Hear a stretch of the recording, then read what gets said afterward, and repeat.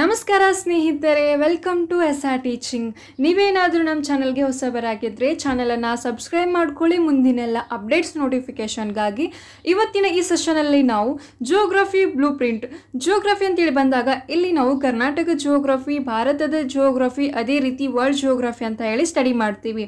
ಇಂದಿನ ಈ ಸೆಷನಲ್ಲಿ ಜಿಯೋಗ್ರಫಿಯ most important ಟಾಪಿಕನ್ನು blue ಪ್ರಿಂಟ್ಸನ್ನು ನೋಡ್ಕೊತ ಹೋಗೋಣ. ಫಾರ್ ಎಕ್ಸಾಂಪಲ್ ನದಿಗಳಂತ ಹೇಳಿ ಬಂದಾಗ ನದಿಗಳ ಮೇಲೆ ಯಾವ ರೀತಿ ಕ್ವಶನ್ಸ್ ಬರ್ತದೆ ಅಂತಕ್ಕಂಥದ್ದು, ಆ ನದಿಗಳಲ್ಲಿ ನಾವು ಏನೇನು ಓದ್ಕೋಬೇಕಂತಕ್ಕಂಥದ್ದು ಇಂದಿನ ಈ ವಿಡಿಯೋದಲ್ಲಿ ನೋಡ್ಕೊತ ಹೋಗೋಣ. ಸೊ ಇಲ್ಲಿ ಫಸ್ಟ್ ಒನ್, ಕಡ್ಡಾಯವಾಗಿ ನಾವು ಸ್ಟಡಿ ಮಾಡಬೇಕಂತಹ ಚಾಪ್ಟರ್ಸ್ಗಳು ಹಿಂದಿನ ವರ್ಷ ಸುಮಾರು 90 to 100 ಪ್ರಶ್ನೆ ಪತ್ರಿಕೆಗಳ ಆಧಾರದಲ್ಲಿ ಅಂತಕ್ಕಂಥದ್ದು. ಸೊ ಸ್ಟಾರ್ಟ್ ಮಾಡೋಣ ವಿಡಿಯೋನ. ಫಸ್ಟ್ ಚಾಪ್ಟರ್ ನದಿಗಳು, 125+ ಪ್ರಶ್ನೆಗಳು ಬಂದಿದೆ ಅಂತಕ್ಕಂಥದ್ದು. ಸೊ ಇಲ್ಲಿ ಭಾರತ, ಕರ್ನಾಟಕ, ಪ್ರಪಂಚದ ನದಿಗಳ ಬಗ್ಗೆ ನಾವು ಓದ್ಕೋಬೇಕಾಗ್ತದೆ. ಫಾರ್ ಎಕ್ಸಾಂಪಲ್ ಕರ್ನಾಟಕದಲ್ಲಿ ಬರ್ತಕ್ಕಂತಹ ನದಿಗಳು, ಯಾವ ನದಿಯಿಂದ ಯಾವ ಆಣೆಕಟ್ಟನ್ನು ಕಟ್ಟಲಾಯಿತು ಅಂತಕ್ಕಂಥದ್ದು. ಸೊ ನದಿಗಳಲ್ಲಿ ನಾವು ಇದನ್ನು ನೋಡ್ಕೋಬೇಕಾಗ್ತದೆ. ಅದೇ ರೀತಿ ಉಪನದಿಗಳು, ಫಾರ್ ಎಕ್ಸಾಂಪಲ್ ಕೃಷ್ಣಾ ನದಿಯ ಉಪನದಿಗಳು ಯಾವ್ಯಾವ ಅಂತಕ್ಕಂಥದ್ದು, ಎಷ್ಟು ಉಪನದಿಗಳು ಅಂತಕ್ಕಂಥದ್ದು ನೋಡ್ಕೋಬೇಕಾಗ್ತದೆ. ಅದೇ ರೀತಿ ಪ್ರದೇಶ ಗಡಿ, ಸೊ ನದಿಗಳು ಹಾದಿ ಹೋಗಿರುವಂತಹ ಪ್ರದೇಶಗಳು ಅಂತಕ್ಕಂಥದ್ದು. ಅದೇ ರೀತಿ ಉಗಮ, ಸಮುದ್ರ ಸೇರುವ ಸ್ಥಳ, ಫಾರ್ ಎಕ್ಸಾಂಪಲ್ ಕೃಷ್ಣಾ ನದಿ ಅಂತಕ್ಕಂಥದ್ದು ತಿಳ್ಕೊಳ್ಳೋಣ. ಸೊ ಕೃಷ್ಣಾ ನದಿ ಉಗಮವಾಗುವಂತಹ ಸ್ಥಳ ಯಾವುದಂತಕ್ಕಂಥದ್ದು ಮತ್ತು ಅದು ಸೇರುವಂತಹ ಪ್ರದೇಶ ಯಾವುದಂತಕ್ಕಂಥದ್ದು ಎಲ್ಲವೂ ಕೂಡ ನಾವು ಇಲ್ಲಿ ನೋಡ್ಕೋಬೇಕಾಗ್ತದೆ. ಸೊ ನದಿಗಳ ಮೇಲೆ ನಮಗೆ ಭಾರತ, ಕರ್ನಾಟಕ, ಪ್ರಪಂಚ ಮೂರು ಕೂಡ ಇಲ್ಲಿ ನೋಡ್ಕೋಬೇಕಾಗ್ತದೆ. ನೆಕ್ಸ್ಟ್ ಚಾಪ್ಟರ್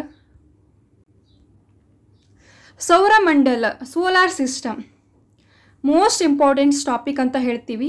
160+ ಟೈಮ್ ಪ್ರಶ್ನೆಗಳು ಬಂದಿದೆ ಅಂತಕ್ಕಂಥದ್ದು. ಯಾವ ರೀತಿ ನೋಡ್ಕೊತ ಹೋಗೋಣ. ದೊಡ್ಡ ಗ್ರಹ, ಫಾರ್ ಎಕ್ಸಾಂಪಲ್ ಸೌರಮಂಡಲದಲ್ಲಿ ಅತ್ಯಂತ ದೊಡ್ಡ ಗ್ರಹ ಯಾವುದಂತಕ್ಕಂಥದ್ದು ಡೈರೆಕ್ಟ್ ಕ್ವಶನ್ಸ್ ಬರ್ತಿದೆ ಅಂತಕ್ಕಂಥದ್ದು. ಅದೇ ರೀತಿ ಸಮೀಪ ಗ್ರಹ, ಸೂರ್ಯನಿಗೆ ಸಮೀಪವಿರುವ ಗ್ರಹ ಯಾವುದಂತಕ್ಕಂಥದ್ದು ಎಕ್ಸಾಂಪಲ್ ಆಗಿ ಈ ರೀತಿ ಕ್ವಶನ್ಸ್ ಬರ್ತದೆ ಅಂತಕ್ಕಂಥದ್ದು. ನೆಕ್ಸ್ಟ್ ರೀತಿ ಪ್ರಕಾಶಮಾನವಾದ ಗ್ರಹ, ಸೋಲಾರ್ ಸಿಸ್ಟಮಲ್ಲಿ ಅಥವಾ ಸೌರಮಂಡಲದಲ್ಲಿ ಪ್ರಕಾಶಮಾನವಾದ ಗ್ರಹ ಯಾವುದಂತಕ್ಕಂಥದ್ದು ಡೈರೆಕ್ಟ್ ಕ್ವಶನ್ಸ್ ಬರ್ತದೆ ಅಂತಕ್ಕಂಥದ್ದು. ಅದೇ ರೀತಿ ಇಂಪಾರ್ಟೆಂಟ್ಸ್ ಗ್ರಹಣಗಳು ಅಂತಕ್ಕಂಥದ್ದು, ಗ್ರಹಣಗಳ ಬಗ್ಗೆಯೂ ಕೂಡ ಇಲ್ಲಿ ಕ್ವಶನ್ಸ್ ಬರ್ತದೆ ಅಂತಕ್ಕಂಥದ್ದು. ಅದೇ ರೀತಿ ಗ್ರಹಗಳ ವಿಶೇಷತೆ, ಫಾರ್ ಎಕ್ಸಾಂಪಲ್ ಇವಾಗ ಮಂಗಳ ಗ್ರಹದ ವಿಶೇಷತೆ ಏನಂತಕ್ಕಂಥದ್ದು ಇಂಪಾರ್ಟೆಂಟ್ಸ್ ಆಗ್ತದೆ. ಎಲ್ಲ ಗ್ರಹಗಳ ಬಗ್ಗೆಯ ವಿಶೇಷತೆಯನ್ನು ನಾವು ನೋಡ್ಕೋಬೇಕಾಗ್ತದೆ. ಅದೇ ರೀತಿ ಉಚ್ಚ ಸ್ನಾನ ಮತ್ತು ನೀಚ ಸ್ನಾನ ಅಂತಕ್ಕಂಥದ್ದು. ಫೋಕಸ್ ಆನ್ ಸೂರ್ಯ, ಇಲ್ಲಿ ಸೂರ್ಯದ ಮೇಲೆ ಹೆಚ್ಚು ಬಾರಿ ಪ್ರಶ್ನೆಗಳು ಬಂದಿದೆ ಅಂತಕ್ಕಂಥದ್ದು. ಸೂರ್ಯನಿಗೆ ಸಮೀಪವಿರುವ ಗ್ರಹ ಯಾವುದು, ಸೂರ್ಯನಿಂದ ದೂರವಿರುವ ಗ್ರಹ ಯಾವುದು ಮತ್ತು ಸೂರ್ಯನ ಇನ್ನೊಂದು ಹೆಸರು ಯಾವ್ಯಾವ ಅಂತಕ್ಕಂಥದ್ದು ಇಂಪಾರ್ಟೆನ್ಸ್ ಆಗ್ತದೆ ಅಂತ. ನೆಕ್ಸ್ಟ್ ಚಾಪ್ಟರ್ ಅಕ್ಷಾಂಶ ಮತ್ತು ರೇಖಾಂಶ, 70 to 85+ ಟೈಮ್ ಪ್ರಶ್ನೆಗಳು ಬಂದಿದೆ ಅಂತಕ್ಕಂಥದ್ದು. ಅಕ್ಷಾಂಶ ಮತ್ತು ರೇಖಾಂಶದಲ್ಲಿ ನಾವು ಪ್ರಮುಖ ರೇಖೆಗಳು ಅಂತಕ್ಕಂಥದ್ದು, ಅದೇ ರೀತಿ ಸಮಭಾಜಕ ವೃತ್ತ, ಸಮಭಾಜಕ ವೃತ್ತಗಳ ಬಗ್ಗೆ ನೋಡ್ಕೋಬೇಕಾಗ್ತದೆ. ಕರ್ಕಾಟ ಸಂಕ್ರಾಂತಿಕ ವೃತ್ತ ಅಂದರೆ ಇಲ್ಲಿ ಕರ್ಕಾಟಕ ಸಂಕ್ರಾಂತಿ ವೃತ್ತ ಎಷ್ಟು ರಾಜ್ಯಗಳ ಮೇಲೆ ಹಾದು ಹೋಗ್ತದೆ ಅಂತಕ್ಕಂಥದ್ದು. ಅದೇ ರೀತಿ GMT 180 ಡಿಗ್ರಿ ರೇಖೆ ಅಂತಕ್ಕಂಥದ್ದು. ಸೊ ಎಲ್ಲವೂ ಕೂಡ ಇಂಪಾರ್ಟೆನ್ಸ್ ಆಗ್ತದೆ ಅಂತಕ್ಕಂಥದ್ದು. ನೆಕ್ಸ್ಟ್ ನೋಡೋಣ ಭಾರತದ ಗಡಿ ರೇಖೆಗಳು, ಇಂಪಾರ್ಟೆಂಟ್ಸ್ ಚಾಪ್ಟರ್ಸ್ ಅಂತ ಹೇಳ್ತೀವಿ. ಭಾರತದ ಗಡಿ ರೇಖೆಗಳ ಮೇಲೆ 150 to 200 ಟೈಮ್ಸ್ ಪ್ರಶ್ನೆಗಳು ಬಂದಿದೆ ಅಂತಕ್ಕಂಥದ್ದು. ಫಸ್ಟ್ ಒನ್ ವಿಸ್ತೀರ್ಣ, ದೊಡ್ಡ ಚಿಕ್ಕ ವಿಶೇಷತೆ, ತುತ್ತು ತುದಿಗಳು, ನೆರೆಹೊರೆಯ ರಾಜ್ಯಗಳು, ಗಡಿಗಳು. ಸೊ ಇಲ್ಲಿ ವಿಸ್ತೀರ್ಣ ಅಂತೇಳಿ ಬಂದಾಗ ವಿಸ್ತೀರ್ಣದಲ್ಲಿ ಅತಿ ದೊಡ್ಡ ರಾಜ್ಯ ಯಾವುದಂತಕ್ಕಂಥದ್ದು, ಅತಿ ಚಿಕ್ಕ ರಾಜ್ಯಗಳು ಯಾವುದಂತಕ್ಕಂಥದ್ದು ಇಂಪಾರ್ಟೆನ್ಸ್ ಆಗ್ತದೆ. ಅದೇ ರೀತಿ ಚಿಕ್ಕ ವಿಶೇಷತೆ, ರಾಜ್ಯಗಳ ಬಗ್ಗೆ ಅಥವಾ ಗಡಿಗಳ ಬಗ್ಗೆ ಚಿಕ್ಕ ವಿಶೇಷತೆ ಅಂತಕ್ಕಂಥದ್ದು ನೋಡ್ಕೋಬೇಕಾಗ್ತದೆ. ತುತ್ತು ತುದಿಗಳ ಬಗ್ಗೆ ನಾವು ಇಲ್ಲಿ ನೋಡ್ಕೋಬೇಕಾಗ್ತದೆ.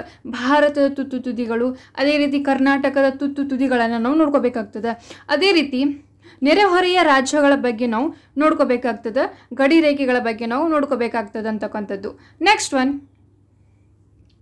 ಪರ್ವತಗಳು, ಶಿಖರಗಳು, ಪಶ್ಚಿಮ ಘಟ್ಟಗಳು, 75+ ಟೈಮ್ ಪ್ರಶ್ನೆಗಳು ಬಂದಿದೆ ಅಂತಕ್ಕಂಥದ್ದು. ಭಾರತ, ಕರ್ನಾಟಕ, ಪ್ರಪಂಚ, ಪರ್ವತ, ಶಿಖರ ಮತ್ತು ಪಶ್ಚಿಮ ಘಟ್ಟ ಬಗ್ಗೆ ಇಲ್ಲಿ ಕೇಳ್ತಾರೆ ಅಂತಕ್ಕಂಥದ್ದು. ಭಾರತ, ಕರ್ನಾಟಕ, ಅದೇ ರೀತಿ ಪ್ರಪಂಚದ ಪರ್ವತಗಳು, ಫಾರ್ ಎಕ್ಸಾಂಪಲ್ ಕರ್ನಾಟಕದಲ್ಲಿ ಇರ್ತಕ್ಕಂತಹ ಪಶ್ಚಿಮ ಘಟ್ಟ ಅಂತಕ್ಕಂಥದ್ದು, ಪರ್ವತಗಳು ಯಾವ್ಯಾವ ಅಂತಕ್ಕಂಥದ್ದು, ಭಾರತದಲ್ಲಿಯೂ ಕೂಡ ಅದೇ ರೀತಿ ಘಾಟ್ಗಳು, ಕರ್ನಾಟಕದಲ್ಲಿ ಇರ್ತಕ್ಕಂಥ ಘಾಟ್ಗಳ ಬಗ್ಗೆಯೂ ಕೂಡ ಇಲ್ಲಿ ಇಂಪಾರ್ಟೆನ್ಸ್ ಆಗ್ತದೆ. ಅದೇ ರೀತಿ ಎತ್ತರದ ಪರ್ವತಗಳನ್ನು ನೋಡ್ಕೋಬೇಕಾಗ್ತದೆ, ವಿವಿಧ ಪರ್ವತ ಶ್ರೇಣಿಗಳು, ಅದೇ ರೀತಿ ಹಿಮಾಲಯಗಳು, ಈಶಾನ್ಯ ರಾಜ್ಯಗಳು, ಕಣಿವೆಗಳು. ಇಲ್ಲಿ ಈಶಾನ್ಯ ರಾಜ್ಯಗಳ ಬಗ್ಗೆ ನಾವು ವಿಶೇಷವಾಗಿ ಸ್ಟಡಿ ಮಾಡಬೇಕಾಗ್ತದೆ ಅಂತಕ್ಕಂಥದ್ದು. ಅದೇ ರೀತಿ ನೆಕ್ಸ್ಟ್ ಚಾಪ್ಟರ್ ನೋಡೋಣ, ಮಣ್ಣುಗಳು. 55+ ಟೈಮ್ ಪ್ರಶ್ನೆಗಳು ಬಂದಿದೆ ಅಂತಕ್ಕಂಥದ್ದು. ಮಣ್ಣಿನ ವಿಧಗಳು ಯಾವ್ಯಾವ ಅಂತಕ್ಕಂಥದ್ದು, ಯಾವ ಮಣ್ಣಿನಲ್ಲಿ ಯಾವ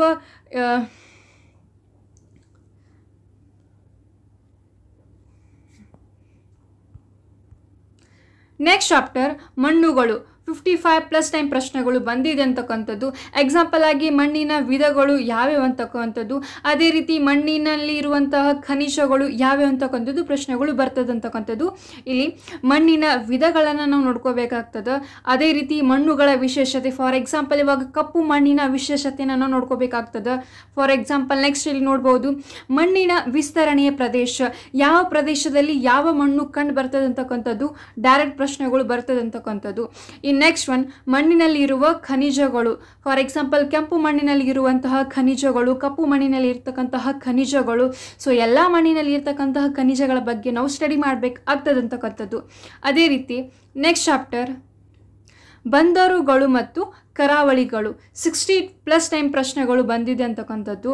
ಇಲ್ಲಿ ಬಂದರುಗಳು ಮತ್ತು ರಾಜ್ಯಗಳು, ಬಂದರುಗಳ ವಿಶೇಷತೆ, ಕರಾವಳಿಯ ತೀರಗಳು. ನಮ್ಮ ಕರ್ನಾಟಕದಂತ ಹೇಳಿ ಬಂದಾಗ ಮ್ಯಾಕ್ರಲ್ ಕರಾವಳಿ ಅಂತ ಹೇಳಿ ಬರ್ತೀವಿ.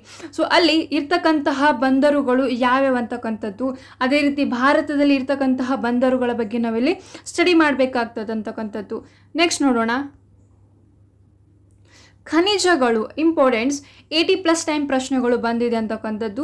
ಖನಿಜಗಳಂತ ಹೇಳಿ ಬಂದಾಗ ಕಬ್ಬಿಣ ದೊರೆಯುವಂತಹ ಪ್ರದೇಶ ಯಾವುದು ಅಂತಕ್ಕಂಥದ್ದು ಅಥವಾ ರಾಜ್ಯ ಯಾವುದು, ಅತಿ ಹೆಚ್ಚು ಕಬ್ಬಿಣವನ್ನು ಉತ್ಪಾದಿಸುವ ರಾಜ್ಯ ಮತ್ತು ದೇಶ ಅಥವಾ ಬೇರೆ ದೇಶದಲ್ಲಿ ಇಲ್ಲಿ ಆಗ್ತಿರುವಂತಹ ರಫ್ತುಗಳು, ಆಮದುಗಳ ಬಗ್ಗೆ ನಾವು ಸ್ಟಡಿ ಮಾಡಬೇಕಾಗ್ತದೆ ಅಂತಕ್ಕಂಥದ್ದು.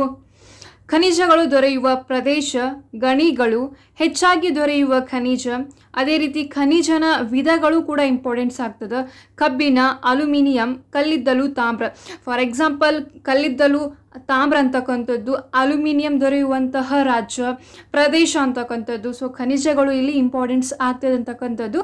ಅದರಲ್ಲಿ ಖನಿಜದ ವಿಧಗಳು ಕೂಡ ಇಂಪಾರ್ಟೆನ್ಸ್ ಆಗ್ತದೆ, ಖನಿಜಗಳು ದೊರೆಯುವಂತಹ ಪ್ರದೇಶಗಳು ಕೂಡ ಇಂಪಾರ್ಟೆನ್ಸ್ ಆಗ್ತದೆ ಅಂತಕ್ಕಂಥದ್ದು. ನೆಕ್ಸ್ಟ್ ನೋಡೋಣ, ಆನೆಕಟ್ಟೆ ವಿವಿಧೇಶ ನದಿ ಯೋಜನೆ. 85+ ಟೈಮ್ ಪ್ರಶ್ನೆಗಳು ಬಂದಿದೆ ಅಂತಕ್ಕಂಥದ್ದು. ಇಲ್ಲಿ ಆಣೆಕಟ್ಟು ಇರುವ ಸ್ಥಳಗಳು, ಆಣೆಕಟ್ಟು ಯಾವ ನದಿಗೆ ಕಟ್ಟಲಾಗಿದೆ ಅಂತಕ್ಕಂಥದ್ದು, ಅತಿ ಹಳೆಯ ಆಣೆಕಟ್ಟು ಯಾವುದಂತಕ್ಕಂಥದ್ದು, ಅತಿ ದೊಡ್ಡ ಆಣೆಕಟ್ಟು ಯಾವುದಂತಕ್ಕಂಥದ್ದು, ಆಣೆಕಟ್ಟೆಯ ವಿಶೇಷತೆ, ಜಂಟಿ ನದಿ ಯೋಜನೆಗಳು. ಇಲ್ಲಿ ಆಣೆಕಟ್ಟು ಇರುವ ಸ್ಥಳಗಳು, ಫಾರ್ ಎಕ್ಸಾಂಪಲ್ ಒಂದು ಆಣೆಕಟ್ಟನ್ನು ಕೊಟ್ಟಿರ್ತಾರೆ, ಅದು ಇರುವ ಸ್ಥಳ ಯಾವುದಂತಕ್ಕಂಥದ್ದು ಕೇಳ್ತಾರೆ. ಈ ನೆಕ್ಸ್ಟ್ ಒನ್, ಆಣೆಕಟ್ಟು ಯಾವ ನದಿಗೆ ಕಟ್ಟಲಾಗಿದೆ. ಫಾರ್ ಎಕ್ಸಾಂಪಲ್ ಇವಾಗ ಕೃಷ್ಣ ನದಿಗೆ ಯಾವ ಆಣೆಕಟ್ಟನ್ನು ಕಟ್ಟಲಾಗಿದೆ ಮತ್ತು ಅದು ಎಲ್ಲಿ ಕಟ್ಟಲಾಗಿದೆ ಅಂತಕ್ಕಂಥದ್ದು ಡೈರೆಕ್ಟ್ ಪ್ರಶ್ನೆಗಳು ಬರ್ತದೆ ಅಂತಕ್ಕಂಥದ್ದು. ಇನ್ನು ಅದೇ ರೀತಿ ನೆಕ್ಸ್ಟ್ ಒನ್, ಹಳೆಯ ಆಣೆಕಟ್ಟು ಯಾವುದು, ಅದೇ ರೀತಿ ಹೊಸ ಆಣೆಕಟ್ಟು ಯಾವುದು, ಎಲ್ಲಿ ಕಟ್ಟಲಾಯಿತು ಅಂತಕ್ಕಂಥದ್ದು ಇಂಪಾರ್ಟೆನ್ಸ್ ಆಗ್ತದೆ. ಇನ್ನು ಅತಿ ದೊಡ್ಡ ಆಣೆಕಟ್ಟು ಯಾವುದು, ಅತಿ ಚಿಕ್ಕ ಆಣೆಕಟ್ಟು ಯಾವುದಂತಕ್ಕಂಥದ್ದು, ಆಣೆಕಟ್ಟೆಗಳ ವಿಶೇಷತೆ. ಇವಾಗ ಒಂದು ಆಣೆಕಟ್ಟನ್ನು ಕೊಟ್ಟಿರ್ತಾರೆ, ಅದರ ವಿಶೇಷತೆ ಏನಂತ ನಾವು ನೋಡ್ಕೋಬೇಕಾಗ್ತದೆ. ನೆಕ್ಸ್ಟ್ ಇಲ್ಲಿ ಜಂಟಿ ನದಿಯ ಯೋಜನೆಗಳು ಅಂತಕ್ಕಂಥದ್ದು. ನೆಕ್ಸ್ಟ್ ಚಾಪ್ಟರ್ ಶಿಲೆಗಳು, ಜ್ವಾಲಾಮುಖಿ, ಭೂಕಂಪ. 45+ ಟೈಮ್ ಪ್ರಶ್ನೆಗಳು ಬಂದಿದೆ ಅಂತಕ್ಕಂಥದ್ದು. ಒಂದು ಎಕ್ಸಾಂಪಲನ್ನು ಕೊಟ್ಟಿರ್ತಾರೆ, ಯಾವ ಜ್ವಾಲಾಮುಖಿ ಅಂತಕ್ಕಂಥದ್ದು, ಭೂಕಂಪ ಅಥವಾ ಶಿಲೆಗಳಂತಕ್ಕಂಥದ್ದು. ಸೊ ಇಲ್ಲಿ ನಾವು ಶಿಲೆಗಳ ವಿಧಗಳನ್ನು ನೋಡ್ಕೋಬೇಕಾಗ್ತದೆ, ಶಿಲೆಗಳ ಪ್ರದೇಶಗಳನ್ನು ನೋಡ್ಕೋಬೇಕಾಗ್ತದೆ. ಕ್ರಿಯಾಶೀಲ ಜ್ವಾಲಾಮುಖಿ, ಜ್ವಾಲಾಮುಖಿಯ ದೇಶಗಳು, ಭೂಕಂಪ ಮಾಪಕ. ಫಾರ್ ಎಕ್ಸಾಂಪಲ್ ನಮ್ಮ ಭಾರತದಲ್ಲಿ ಅಂತ ಹೇಳಿ ಬಂದಾಗ ಜ್ವಾಲಾಮುಖಿಯ ಪ್ರದೇಶಗಳು, ದೇಶಗಳು, ಯಾವ ದೇಶದಲ್ಲಿ ಯಾವ ಜ್ವಾಲಾಮುಖಿ ಹರಡಿಸ್ತದೆ ಅಂತಕ್ಕಂಥದ್ದು ಇಂಪಾರ್ಟೆನ್ಸ್ ಆಗ್ತದೆ ಅಂತಕ್ಕಂಥದ್ದು. ಸೊ ಶಿಲೆಗಳ ವಿಧಗಳನ್ನು ಕೂಡ ಇಲ್ಲಿ ನಾವು ನೋಡ್ಕೋಬೇಕಾಗ್ತದೆ. ನೆಕ್ಸ್ಟ್ ಒನ್, ರಾಷ್ಟ್ರೀಯ ಉದ್ಯಾನಗಳು. 50+ ಟೈಮ್ ಪ್ರಶ್ನೆಗಳು ಬಂದಿದೆ ಅಂತಕ್ಕಂಥದ್ದು. ರಾಷ್ಟ್ರೀಯ ಉದ್ಯಾನ ಮೇಲೆ ಯಾವ ರೀತಿ ಕ್ವಶನ್ಸ್ ಬರ್ತದೆ ಅಂತಕ್ಕಂಥದ್ದು ಅಂದರೆ, ಎಷ್ಟು ರಾಷ್ಟ್ರೀಯ ಉದ್ಯಾನಗಳು ಇವೆ ಅಂತಕ್ಕಂಥದ್ದು, ಮೊದಲ ರಾಷ್ಟ್ರೀಯ ಉದ್ಯಾನ ಯಾವುದು, ಅತಿ ದೊಡ್ಡ ರಾಷ್ಟ್ರೀಯ ಉದ್ಯಾನ ಯಾವುದು, ಯಾವ ರಾಷ್ಟ್ರೀಯ ಉದ್ಯಾನದಲ್ಲಿ ಯಾವ ಪ್ರಾಣಿಗಳು ಇವೆ ಅಂತಕ್ಕಂಥದ್ದು ಇಂಪಾರ್ಟೆನ್ಸ್ ಆಗ್ತದೆ. ಇಲ್ಲಿ ನಾವು ರಾಷ್ಟ್ರೀಯ ಉದ್ಯಾನಗಳ ಬಗ್ಗೆ ನೋಡ್ಕೋಬೇಕಾಗ್ತದೆ, ಟೈಗರ್ ರಿಸರ್ವ್ ಬಗ್ಗೆ ನೋಡ್ಕೋಬೇಕಾಗ್ತದೆ, ಅದೇ ರೀತಿ ಉದ್ಯಾನಗಳ ವಿಶೇಷತೆಗಳನ್ನು ನೋಡ್ಕೋಬೇಕಾಗ್ತದೆ. ಫಾರ್ ಎಕ್ಸಾಂಪಲ್ ನಮ್ಮ ಕರ್ನಾಟಕದಲ್ಲಿ 5 ರಾಷ್ಟ್ರೀಯ ಉದ್ಯಾನಗಳು ಇವೆ ಅಂತಕ್ಕಂಥದ್ದು. ಬಂಡೀಪುರ್ ನ್ಯಾಷನಲ್ ಉದ್ಯಾನದ ವಿಶೇಷತೆ ಏನಂತಕ್ಕಂಥದ್ದು, ಬಂಡೀಪುರ್ ನ್ಯಾಷನಲ್ ಪಾರ್ಕದ ವಿಶೇಷತೆ ಏನಂತಕ್ಕಂಥದ್ದು ನೋಡ್ಕೋಬೇಕಾಗ್ತದೆ. ಅದೇ ರೀತಿ ಉದ್ಯಾನವನ ರಾಜ್ಯ, ಫಾರ್ ಎಕ್ಸಾಂಪಲ್ ರಾಷ್ಟ್ರೀಯ ಉದ್ಯಾನ ಅಂತಕ್ಕಂಥದ್ದು ಯಾವ ರಾಜ್ಯದಲ್ಲಿ ಇವೆ ಅಂತಕ್ಕಂಥದ್ದು, ಪಶ್ಚಿಮಧಾಮ, ಜೈವಿಕ ತಾಣಗಳ ಬಗ್ಗೆಯೂ ಕೂಡ ನಾವು ನೋಡ್ಕೋಬೇಕಾಗ್ತದೆ. ನೆಕ್ಸ್ಟ್ ಚಾಪ್ಟರ್ ಅರಣ್ಯ ಮತ್ತು ಕಾಡುಗಳು, 75+ ಟೈಮ್ ಪ್ರಶ್ನೆಗಳು ಬಂದಿದೆ ಅಂತಕ್ಕಂಥದ್ದು. ಪ್ರದೇಶಗಳು ಮತ್ತು ಮರಗಳು, ಅರಣ್ಯಗಳ ವಿಸ್ತರಣೆಯಲ್ಲಿ ರ್ಯಾಂಕಿಂಗ್, ವಿವಿಧ ಬಗೆಯ ಕಾಡುಗಳು, ಕಾಡುಗಳ ರಾಜ್ಯಗಳು, ವಿವಿಧ ಬಗೆಯ ಮರಗಳು. ಫಾರ್ ಎಕ್ಸಾಂಪಲ್ ಇವಾಗ ರಾಜ್ಯಗಳಂತ ಕೊಟ್ಬಿಟ್ಟು ಕಾಡುಗಳ ಬಗ್ಗೆ ಕೊಡ್ತಾರೆ, ವಿವಿಧ ಬಗೆಯ ಕಾಡುಗಳು, ಅದೇ ರೀತಿ ಅರಣ್ಯಗಳ ವಿಸ್ತರಣೆ ಬಗ್ಗೆ ರ್ಯಾಂಕಿಂಗನ್ನು ಕೊಡ್ತಾರೆ ಅಂತಕ್ಕಂಥದ್ದು. ನೆಕ್ಸ್ಟ್ ನೋಡೋಣ other profit geography chapters. So ಇವು ಕೂಡ ಇಂಪಾರ್ಟೆನ್ಸ್ ಆಗ್ತದೆ. ಇಲ್ಲಿ ನಾವು ಭಾರತದ ಪ್ರಾಕೃತಿಕ ವಿಭಾಗಗಳನ್ನು ನೋಡ್ಕೋಬೇಕಾಗ್ತದೆ. ಹುಲ್ಲುಗಾವಲು, ಭಾರತದ ದ್ವೀಪಗಳು, ಭಾರತದ ಹವಾಮಾನ, ಭಾರತದ ರೈಲ್ವೆ ರಸ್ತೆ ಸಾರಿಗೆ ಬಗ್ಗೆಯೂ ಕೂಡ ನೋಡ್ಕೋಬೇಕಾಗ್ತದೆ. ನೆಕ್ಸ್ಟ್ ಬುಡಕಟ್ಟು ಜನಾಂಗ, ಯಾವ ರಾಜ್ಯದಲ್ಲಿ ಯಾವ ಬುಡಕಟ್ಟು ಜನಾಂಗ ಇವೆ ಅಂತಕ್ಕಂಥದ್ದು ಡೈರೆಕ್ಟ್ ಪ್ರಶ್ನೆಗಳು ಬರ್ತದೆ ಅಂತಕ್ಕಂಥದ್ದು. ಅದೇ ರೀತಿ ಭಾರತದ ಕೇಂದ್ರಾಡಳಿತ ಪ್ರದೇಶ, ಎಕ್ಸಾಂಪಲ್ ಆಗಿ ಅತಿ ದೊಡ್ಡ ಕೇಂದ್ರಾಡಳಿತ ಪ್ರದೇಶ ಯಾವುದು, ಅತಿ ಚಿಕ್ಕ ಕೇಂದ್ರಾಡಳಿತ ಪ್ರದೇಶ ಯಾವುದು ಅಂತಕ್ಕಂಥದ್ದು ಡೈರೆಕ್ಟ್ ಕ್ವಶನ್ಸ್ ಬರ್ತದೆ ಅಂತಕ್ಕಂಥದ್ದು. ಅದೇ ರೀತಿ ಕರ್ನಾಟಕದ ವಿಶೇಷತೆ. ನೆಕ್ಸ್ಟ್ ಒನ್ ಮರುಭೂಮಿ, ಸರೋವರ, ಖಂಡಗಳ ಬಗ್ಗೆನೂ ಇಂಪಾರ್ಟೆನ್ಸ್ ಆಗ್ತದೆ. ಇಲ್ಲಿ ನಾವು ಕರ್ನಾಟಕದ ವಿಶೇಷತೆ ಬಗ್ಗೆ ನೋಡ್ಕೋಬೇಕಾಗ್ತದೆ. ಬುಡಕಟ್ಟು ಜನಾಂಗ, ಯಾವ ರಾಜ್ಯದಲ್ಲಿ ಯಾವ ಬುಡಕಟ್ಟು ಜನಾಂಗ ಇವೆ ಅನ್ನೋಕ್ಕಂಥದ್ದು. ಅದೇ ರೀತಿ ರೈಲ್ವೆ ರಸ್ತೆ ಸಾರಿಗೆ ಬಗ್ಗೆಯೂ ಕೂಡ ನೋಡ್ಕೋಬೇಕಾಗ್ತದೆ. ಹುಲ್ಲುಗಾವಲು, ಭಾರತದ ದ್ವೀಪಗಳು, ಭಾರತದ ಹವಾಮಾನ, ಪ್ರಾಕೃತಿಕ ವಿಭಾಗಗಳು. ಸೊ ಇದೆಲ್ಲವೂ ಕೂಡ ಇಂಪಾರ್ಟೆನ್ಸ್ ಆಗ್ತದೆ. ಈ ಚಾಪ್ಟರನ್ನು ಬ್ಲೂ ಪ್ರಿಂಟ್ಸನ್ನು ನಾವು ಇಟ್ಕೊಂಡು ಸ್ಟಡಿ ಮಾಡ್ಬೋದು ಅಂತಕ್ಕಂಥದ್ದು. ಸೊ ಮತ್ತೆ ಸಿಗೋಣ ಮಂತಿನ ಕಂಟೆಂಟ್ ಜೊತೆಗೆ. Have a good day.